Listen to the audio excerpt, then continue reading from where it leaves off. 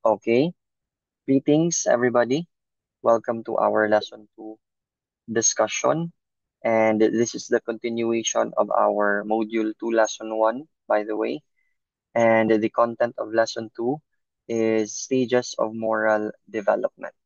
The stages of moral development was proposed by this person, Lawrence Kohlberg. So see Lawrence Kohlberg, to give you a little bit of background about this person, he was a very popular educational psychologist.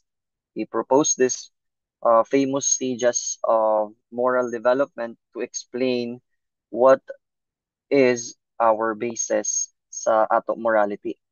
As far as we know, di ba, sa ethics since lesson 1, we've been discussing what is morality and what is ethics, okay? This is the part where we know sa kada stages nato sa life, we know what would be our basis or what were our basis sa ato pagbuhat ng maayo and pagbuhat sab ng daotan or doing each one of those. So these stages I don't need to unsa pa ni include overcomplicated information about the proponent Lawrence Kohlberg because the most important thing here is that you know that he proposed this theory of moral development. So to start, para naamoy background aning a theory. So sa stages of moral development, it actually has three levels. Okay? It has three levels. Level one is pre-conventional morality. Pre means before. Conventional means, or from the word convenient lang siya, sayon lang siya, or easy lang siya to be achieved. Now, level one, pre-conventional morality. These are the children 6 below ang edad. Okay? 6 below ang edad. And under sa level 1, we have two stages, the stage 1 and then the stage 2. Obedience, stage 1 is obedience and punishment orientation. All of these will be explained later. Okay? And then the stage 2 is instrumental orientation. So these words will be again absorbed and understood if we proposed many examples and explained the concept really well. So ato lang siya gipakita sa ang overview sa inyo ha so that you will have a grasp of what we are dealing with. So level 1 na ay two stages, level 2 subject gyapon two stages. Nagpadadyon gyapon na sa stages. Level 2 is conventional morality. And these are the children nga nag-edad sa 7 to 11. That's conventional morality. Okay? Meaning to say, sayon na ang morality sa ilaha or somehow nagets na nila kung unsa gyud ang pasabot sa right and wrong. Because morality is, again and again, our knowledge of unsa may sakto o unsa may dili sakto. Basically, our foundation of what is right and wrong. That's our morality. So, in this level, conventional na siya, meaning to say, di na siya kaayo lisod. So, sa pre-conventional, sa level 1, medyo wala pa siya maabot sa, lisod-lisod pa siya because dili pa siya yun totally understood ng children na nag-edad 6 below. So, level 3 is post-conventional morality. This is, by the way, the stages under level 2 anay kita. Stage 3 is good boy, nice girl orientation. Excuse me. So good boy and nice girl orientation. That's for stage 3 under level 2. So stage 4 is law and order orientation. Excuse. So sa law and order orientation, um, medyo mature na. That's why it aligns to the title of level 2, which is conventional morality. Okay? Level 3 is, anyway, ayaw mo kabalaki if wala ka mo nasabtan sa mga stages because as I said, ato na siya isa-isa kon later on. So level 3 is post-conventional morality. Post means after or pagkahuman na. Post-conventional morality. So these people, uh, these are the ages 11 and above. Okay? So, diyan kita din na belong sa level 3. Mga adults naman kita. So, sa level 3, we have stage 5 social contract orientation. And then the stage 6 is universal ethical principle orientation. So as you notice, in each level, we have 2 stages. Total of 6 stages kay tuyo ka man ka levels. So in each level, don't forget that it has or it possesses 2 stages. 2, 4, 6 kibali. So jay ato tuyo ka levels. In each level, jay tagduha ka stages. So Kohlberg said that in each stage, our morality has a basis, as I said also earlier. Diyan kuno basihan. For example, ang sa may basihan pasabot, sir. If mulang ko na basis, if you say basis, if you say something sa oral recitation, for example, you must have a basis. Okay? What your answer is all about should have a basis. Dapat na kay basihan. For example, if you are claiming something, okay? If you are claiming something that for example, fried chicken in Jollibee is better than fried chicken in McDonald's. So what's your basis for that? May mo basihan. My experience is my basis because as far as I can say, the fried chicken is more tasty, is tastier than the fried chicken in Jollibee is tastier than the fried chicken na naa sa McDonald's. That's your claim. And dun sa may mong basihan, ana, because nakatilaw man ka. You also don't include mere opinions lang na haka-haka lang nimo, but you have a basis. That's what we call basis. Basihan nimo. Mga balaod, ato dyan sila basihan in doing what is right and wrong. Our moral standards, since lesson 1, those are our uh, standard basis of doing what should be done and what should be avoided. Okay, so these are the bases daw in each stage laong ni Kohlberg, according to Kohlberg. Stage 1 natay basis diha unsa may basihan nato sa right and wrong. Si may focal persons, meaning to say si may nagtabang sa ato to understand morality or right and wrong. So shall we begin discussing the stage 1 hantod sa stage 6? And by the way, this will be just very easy. And if you need further details about this, dao sa module. And of course, you can search for more about Kohlberg's theory of moral development. From the word theory of moral development, meaning to say, ang development ng ato morality or our knowledge of right and wrong since age 1 to adulthood nga nakibali ang ija explanation. So it's not just about moral standards na makatunan dayon nato sa stage 1 because stage 1 here, as you notice, level 1, under din sa level 1 of course, kay stage 1 pamanta. So level 1 pre-conventional morality, the stage 1 is obedience and punishment orientation. As you notice here in this picture, ang bata mo gikastigo sa ginikanan and other people are just watching.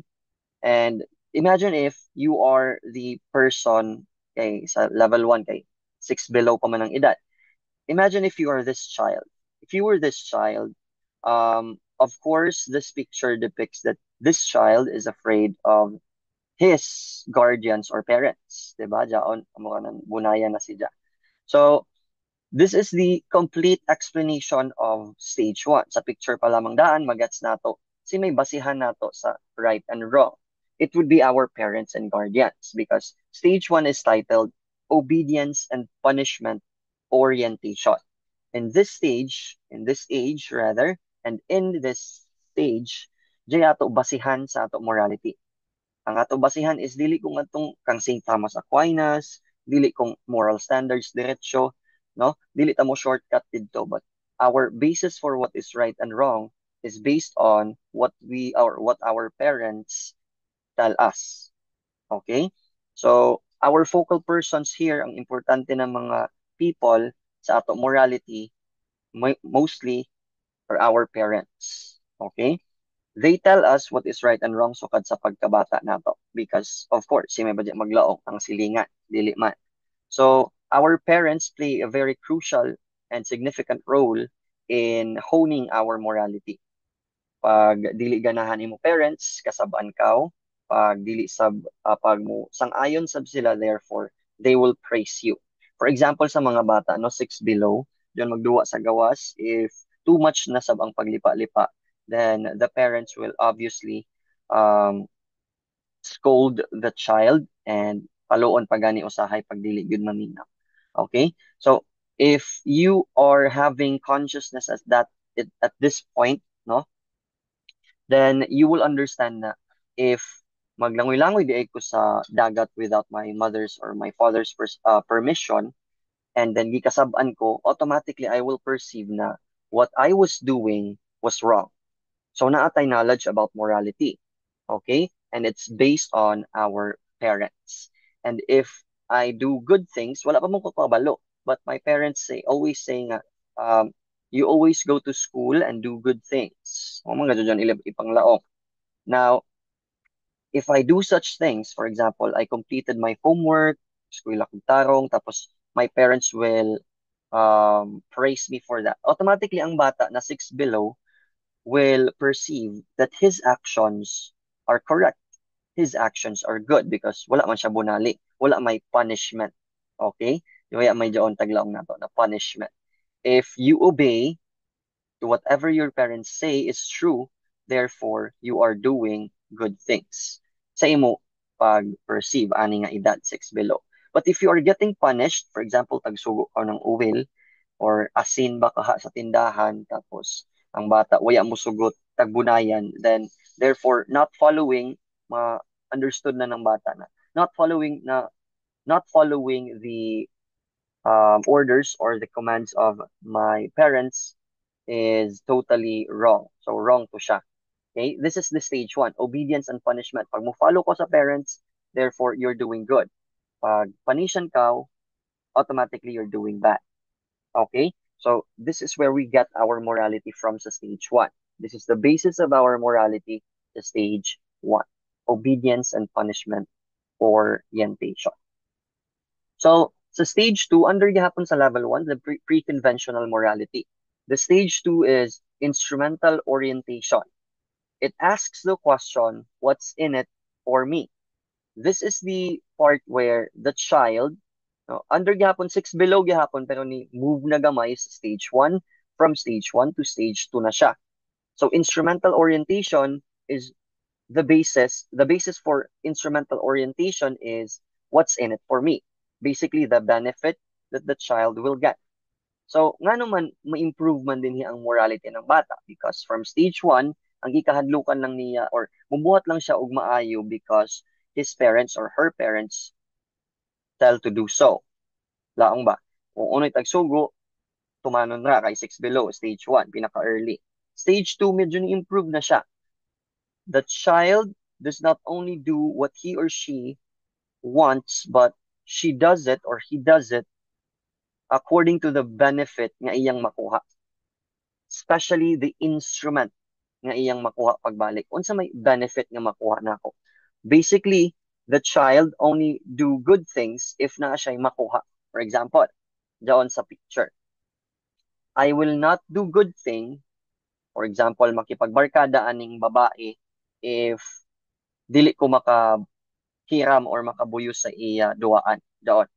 Okay? What's in it for me? 'Di ba? O may benefits na makuha nako. So, I will only do good things if na ay kapalit. I will only do good things if na ay ma-return sa ako. Diyan ang thinking ng bata. Especially as Piaget said, they are very egocentric. Sila ang masunod, matinumanon gud ang mga bata under this stage. Okay? So sa stage 2, instrumental orientation, meaning to say, the child will only perform a good action, for example, makipagbarkada, if naa siya'y makuha pabalik. If he gets or she gets something in return. Notice niyo dyan mga bata bitaw na pag dili gani magpabuyos ng duwaan, dili nila amiguhon. Okay? So pag perform ng act na dili amiguhon, dili pansinon, awayon, that's a bad thing, 'di ba? So wala may makuha, therefore they do bad things. Pag naa sila makuha, if they get something in return, then they will do good things. Okay? Pag way duwaan na makapabuyo sa ako, ini na tao or ini na barkada na ako or ini na childhood friend, di nako ni siya amigohon. That's basically instrumental orientation. What's in it for me? Okay? Another example. Diyon mga bata na dili mo sugot-sugoon pag wayay suhol. Diyon. Dili daw siya mo sugot pag wayay suhol because that's just normal according to Kohlberg. Kaya nga naman, they are under stage 2, especially 6 years old and below. Okay? 6 years old and below tend to think nga naagyo dapat makuha nila in almost every action. Okay? So, dili na siya musugot og papaliton og uwil or magkusmod na siya papaliton og uwil sa kanto or sa tindahan if wala na siya suhol, if wala na siya kapalit nga makuha. This is the explanation of Kohlberg's instrumental orientation. It always asks the question, what's in it for me? Okay, so this is really important for us to understand because maybe maglibog kita sa ato, di ato mga bata na diha, sa mga jaw na anak, sa mga jaw pag-umangkon, just like me, we will begin to understand that this is how they think about morality. Ang basihan sa ilang morality is dili kung atong mga complicated na mga moral standards. Okay? Of course, kuya pa man na matudlo sa ila. The basis for their morality is this, sa stage 2, 6 below, instrumental orientation. Just like, I'll give you a personal example, or maybe you will get this very clearly. So, sa una, my sister always urged me to study. Kada uli sa balay, mag-study ko. Preschool pa ko ato yata or grade 1. She always urged me to study. And I remember very vividly na if I don't study, I won't get Jollibee. Nga na ba? I won't get Jollibee or spaghetti sa Jollibee or aton Happy Meal na joy duwaan sa Jollibee kung dili daw ako magtuon. So, akong huna-huna sa una, 6 years old and below, is mag-study na lang ko, which is a good thing, no? Good action man na siya. Mag-study na lang ko so that I will get something in return, which is katong Jollibee nga gi-crave yun na ako sa una. So, yung ana ba, na dapat makuha ang children before sila mo do ng something good. Because this is the instrumental orientation. What's in it for me? Pag walay suhol, then they will do the bad thing. What bad thing? Dili sila musunod sa sugo. Dili sila mubuhat og maayo. Okay? This is the stage 2. So, these are the stages. Again, sa level 1, we have stage 1, obedience and punishment orientation. Stage 2 is instrumental orientation. It always asks the question, what's in it for me? O may para sa ako na makuha na ako. Okay? So, amo dyan sa level 1. Now, sa level 2 is conventional morality. Conventional means comfortable na sila sa right and wrong or easy na para sa ila ang right and wrong. And sa level 2, again, in each level na tagduha ka stages, kay uno man ka stages. So, tuyo raman ka level, so tagduha ka dyan sila. Now, sa level 2, we have stage 3 and stage 4. The stage 3 is good boy, nice girl orientation.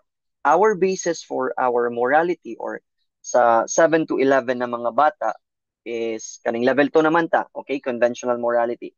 Don't forget the age, 7 to 11 years old ang naa din hinabilong. So sa level 2, conventional morality, o sa stage 3, the good boy, nice girl orientation. Unsa man day class ang naa din hi? Good boy, nice girl lagi ang nakabutang, sir. Yes, that is their mere basis sa ilang morality. Again, morality is our knowledge of what is right and wrong. Unsa may knowledge di ay nila diri sa right and wrong. Simple lang. If makuha nilang praises coming from their childhood friends, sa ilang mga classmates, basta kay kaedad nila, sa ilang peers. Pag mubuhat lang sila og maayo daw, pag ma-praise sila or pag mapuri sila sa ilang mga barkada or sa ilang mga parents, sa ilang mga teachers, pag matawag sila na good boy or nice girl, then that's the only time nga mubuhat sila voluntarily of good thing or mo-perform sila ng good action. Example, I will do my assignments before because I always like my sister to call me a very good boy. Murag mulanay akong atay. Pag inganaon ko sa una, bata pa ko, of course. Kay ganahan sab sila ang parents nato or ang guardians nato. Especially your unsa pa ni peers, mga kaduwa nimo, mga kaedad nimo. So, good boy, being a good boy is the goal or being a nice girl is also the goal. Na mubuhat lang taog maayo so that kanang naabay pagpakaaron ingnon, no? There is a bit of hypocrisy sa ato action na we are not doing good things just because we wanted to do good things. We wanted to do such things because we wanted to be regarded as good boy and nice girl. Gets ninyo ang point? So that is the content of stage 3. Our basis is ang ikalaong nanlaing tao. Our basis is the feedback of other people towards us. And that is just normal sa mulang bitaw kita sa mga bata. Inigidyon magpasikat na ini sila. Magsundog-sundo. Because children at this point, 7 to 11 years old, tend to be regarded as good boy. Gusto nila matawag sila na good. Gusto sila makita sa lain tao na maayo sila. Okay? And gusto sab nila ma-praise na ay kabuutan nga dun na bata. Yung bitaw bata na for example, suguon nimo for example 7 to 11 ibayo naman dyan sila mo puyot ng mga lipa sa bayay, no? Kabayo na sila mo musilhig. Kabayo na sila. So kung mo attempt sila pagsilhig tapos imo i-praise or the whole family praises that child nga sige og silhig, timan pag ingno na ninyo nga ay grabe ka jud kabuutan, mula na man na iyang atay. Okay? Mula na iyang atay or mudako na iyang kasing-kasing because that is what the stage 3 is all about. So pag imong maingnan, good boy, very good. Grabe ka jud kabuutan na bata ini. Pag mulaong ka dyan sa isa ka child, then most probably the tendency is mas buhaton pa to niya nga action more often because it feeds his or her ego nga buutan di ay ko, therefore I must do these things kay para matawag na sa bako na buutan so that I will be happy. Okay, this is what the stage 3 is about. Pag dili gani, wala gani praises, no? Dili gani ka matawag og buutan na di ka jud ka mubuhatan maayo sa 7 to 11 years old na mga bata. Di bitaw jud sila makigduwa, no? Notice ang ilang actions, they don't like being with someone where their presence is not appreciated. Kung dili sila amiguhon, dili sab sila makigbarkada because they don't want to be regarded or other people won't regard them as good boy and nice girl. Therefore, dili sila makigbarkada and the action of not being a friend with others is already a bad thing. Okay? So, mubuhat lang taog maayo because we wanted to be regarded or we wanted to be cold and we wanted to be appreciated by other people as good boy or nice girl. So this is our dapat jay sab kapalit. Kumbaga sa stage 2, ang kapalit din is material things. Kwarta, ining pagkaon, tapos duwaan, toys, anything. Basta kay makita nato, matouch nato, mga materialistic things. But this, mo gihapon ang konsepto pero ang giapas ng bata din is not anymore things. Ang giapas din what they are aftering is the actual return ng mga praises, mga pagpuri, gibali. Okay? This is what they are aftering in this stage. So this is the stage 3. Again, stage 3 is good boy, nice girl, orientation. So, under sa level 2 gihapon, ni-improve na gamay ang ilang morality. Ni-improve na gamay ang ilang knowledge about what is right and wrong. So, stage 4 under level 2 is law and order orientation. This is where children are starting to think what is right and wrong based on what the law is saying. Diyan sa picture, oriented na ni sila sa kung unsay giingon sa balaod. For example, sa eskwelahan ginatudlo na kay na-learn na nila kay ginatudlo na sa eskwelahan. They will learn that stealing is wrong because mapreso ka and there will be police coming at your house, no? And then pusasan ka and then you will be in prison. Tapos sa prisohan kay malisdan ka because you won't be having friends, things like that. Okay? So they are now oriented of what is right. Nahadlok sila sa consequences sa law in this part. Okay? Law and order orientation, meaning to say, they are now aware of what the law is saying sa atong society, sa atong school, sa atong panimalay. Okay? dili na sila mangawat or dili na sila manghilabot kay mahadlok na sila sa consequences sa balaod. For example, mapriso. And another example for this is sa eskwelahan. Okay? Sa eskwelahan, si teacher dili na siya papasaron if sige siya absent. And pag absent is doing a bad thing, di ba? So they will be doing good things, which is to come at school every meeting, every classes, or every class, kay para ma-orient sila. Oh, they will come to school because they are oriented or they are convinced that not following rules have consequences. Okay? This is the law and order orientation. Basically, amo pa sila diri ma-inform sa balaod. This is where they are firstly informed or not abruptly, but this is where they are beginning to understand the law. Okay? That is the stage 4. Our basis for morality for this is ang balaod na. Pero dili pag yun tayong anak ka knowledgeable sa balaod. It's just that mahadlok lang ta sa consequences that the law is or is capable of giving or is capable of providing. So this is what the stage 4 is all about. The law and order orientation. In other words, dili na ang bata mo buhat og maayo para lamang magpakaron ingnon or to be a hypocritical person just for a while. Dili na sab sila mubuhat like dito sa stage 2 na para di ako makuha mubuhat ko. No? Ang thinking nila diri is sa stage 4, mubuhat kog maayo because I know that it is the right thing to do and there will be consequences afterwards if I don't do such things or I don't follow rules. 'Di ba? Sa ato lesson 1, ang rules are meant to set order. 'Di ba? So therefore, ang orientation din sa stage 4 is kind of the same. They are now oriented that our society now is are are having the society is having rules so that we can develop, we can live in harmony, and we can live in peace. Naglaong sa ato rule standard. Okay? This is law and order orientation. Okay? Law and order. From the word itself, law and order. Diyan ay order na perceive ng bata sa society and convince sila if dili to i-follow ng mga rules na sa school, na sa society, traffic rules, no? City rules, civil rules, or civic rules. Kung dili to sila i-follow sa mga barangay rules, then makasabot na ang bata nga. There will be chaos if dili to sila masunod or ma-obey na mga laws. Okay.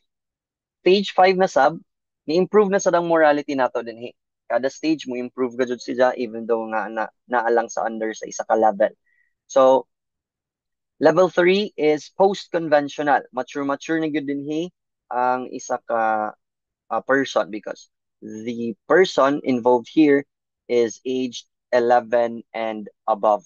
So level 3 is titled post-conventional morality. Meaning to say, diao na ka sa after sa conventional morality. Sa una kay easy raman ang atong basis, no? Convenient na atong basis sa what is right and wrong. Ang basis nato sa level 2 kay conventional pag yun, no? Gabi pa ka sa yun. Ang instrument lang, tapos ang phrase lang ng laing tao. But in this stage, or in this level, sa level 3, post-conventional, wala na ta sa yun nga basis sa what is right and wrong. But we are now on the more complicated side of it. Okay? The stage 5 is the first stage under level 3. Stage 5 is titled social contract orientation. And the picture also explains the stage 5. Okay? Ang stage 5 is social contract orientation. And the picture explains it very well. Tinabangay na kita dire.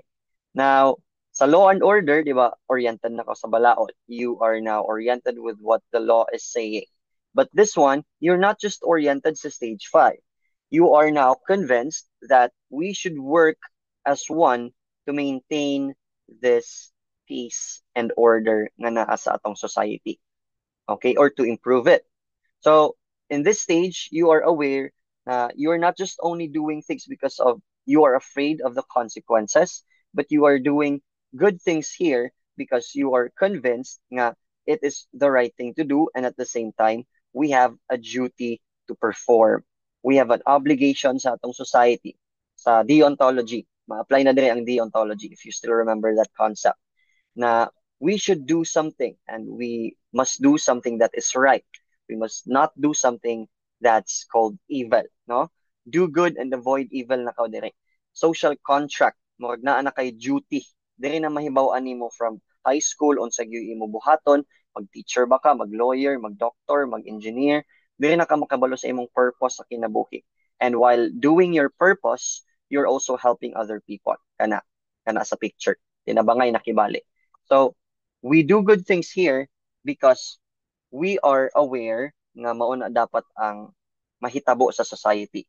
Because other people are helping me, therefore other people should also get my help or deserve ng other people na ma-receive nila ang help na jaon sa one another sa ato diri sa society.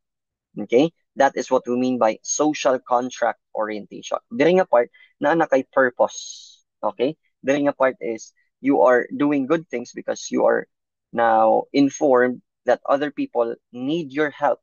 Example, um hilig ka mag suyat. Okay? You like to read and write and your ideas can help other people. Example, hilig sab ka mag For example, hilig ka magduwa ng mga sports, okay, basketball, volleyball. Other people are longing for your skills. Other people are copying your skills. Other people are admiring you. And other people are waiting for you to improve. Therefore, other people are waiting for your help. Ibali nga na. In our part, sa adult naman kidud in na part, no? If you are a teacher, for example, students need your help. No? And if you're a doctor, your patients need your help. If you are an engineer, your clients definitely need your help. Nga na rakibali siya. Social contract. Kaya to, mga kontrata na tagpermahan sa society. Na, sir, wala man kami kapirma ng kontrata. That's it. Ang ato kontrata na invisible nato na contract, but inevitable nato na contract is ang ato pagbuhat ng maayo sa society. Whatever it is that you are doing, make sure that you do something that is good. Okay?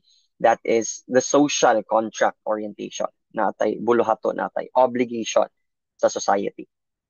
Okay. Now, the stage 6 is the last stage. As I told you no earlier na naatay short lang na discussion sa ang Kohlberg na theory of moral development. So I simplified everything for you. Hopefully na nakasabot ka mo so far. So level 3 gihapon kita ages 11 to 11 and above. Sorry. 11 and above. And the stage 6, the final stage is titled Universal Ethical Principle Orientation. This is the part where grabe naka-broad ang imong knowledge. Okay? Grabe nakalawak ang imong knowledge about what is right and wrong. And you might ask, sir, what is our basis this time? Kung may basihan na mo this time. Well, the basis for this is that you do something good because you are now oriented with the moral standards. Diyan na mo suyod si universal law.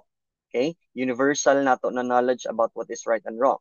For example, sa Pilipinas, you only knew about the law here because you are not yet aware of the cultures of others, for example.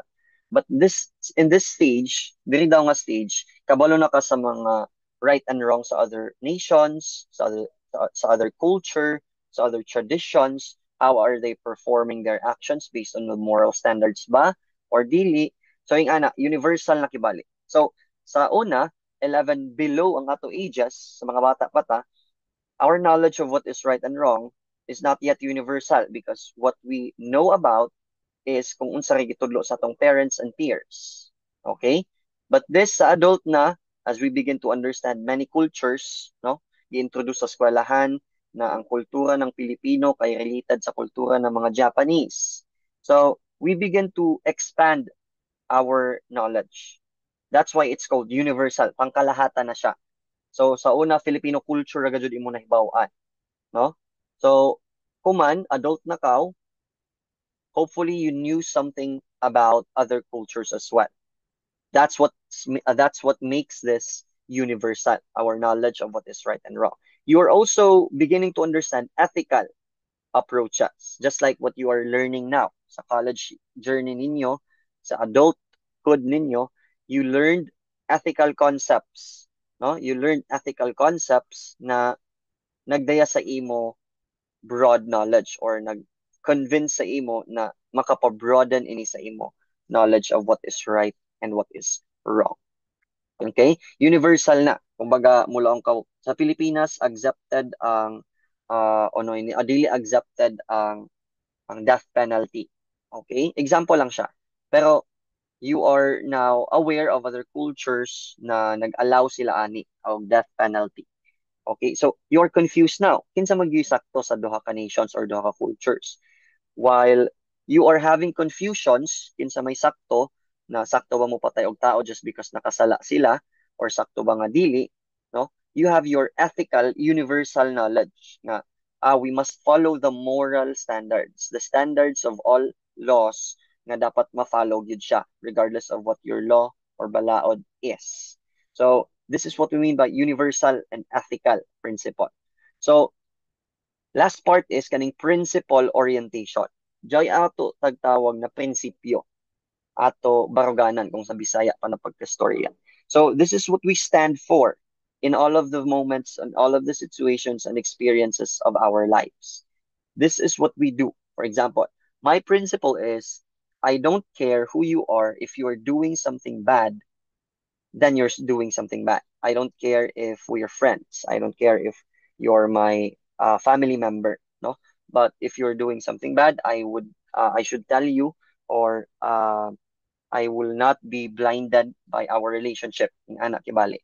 So that's my principle. So if imo prinsipyo na develop na nimo sa ages 11 and above, therefore naa na ka sa stage 6. Okay? So this is what the last stage is all about. The stage 6, again, balik ko na ako, our knowledge of what is right and wrong. Pinakataas na gyud siya. Okay? Our basis for what is right and wrong is ethics na gyud.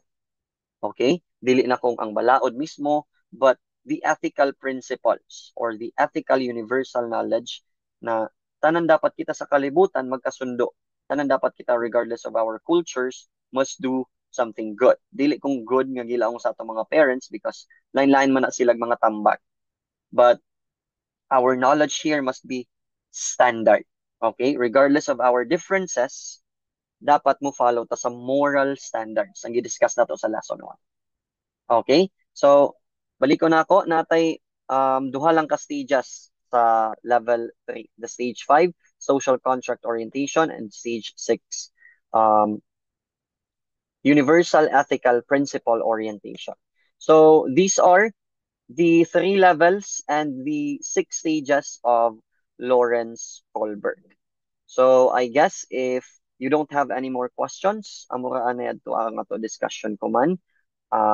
Hopefully you learned something, and if wala na mo'y confusions regarding the topic, then you can leave the meeting na. Thank you so much for your time, and ang quiz i-post ka na ako this day. Oh, you can take anytime you want. Okay? Basta kay bakante ka mo, okay, mo take ka mo ng quiz diretso. Thank you so much. Hopefully you learned something. Goodbye everyone, and God bless you all.